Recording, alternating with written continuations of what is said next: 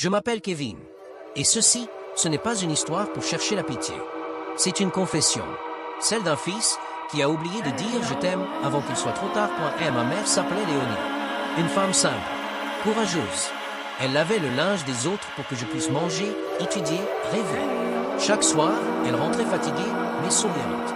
Elle disait toujours, tant que mes enfants mangent, Dieu me donne la force. Mais moi, à 16 ans, j'ai commencé à avoir honte. Honte de sa robe usée. Honte de ses mains abîmées. Honte d'elle. Quand mes amis passaient, je lui disais de rester à l'intérieur.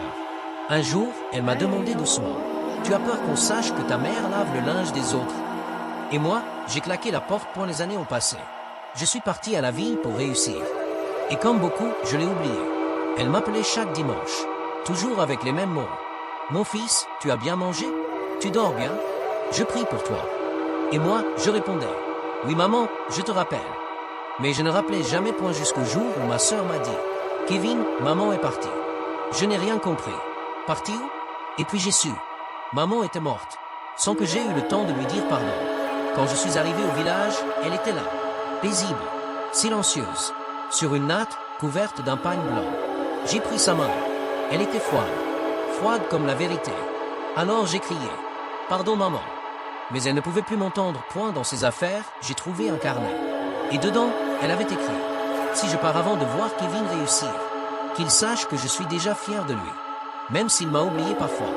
Je sais que mon fils m'aime. » J'ai pleuré, parce qu'elle m'aimait encore. Même dans mon absence. Aujourd'hui, je parle à vous, à tous ceux qui entendent ma voix. N'attendez pas que la tombe vous sépare pour aimer. Appelez vos mères. Dites-leur merci. Dites-leur que vous les aimez.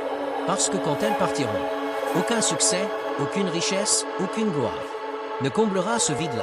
Moi, je suis devenu un homme aux poches pleines, mais au cœur vide. Et ce vide-là, c'est la place de ma mère. African Studio. Des histoires vraies, des émotions vraies.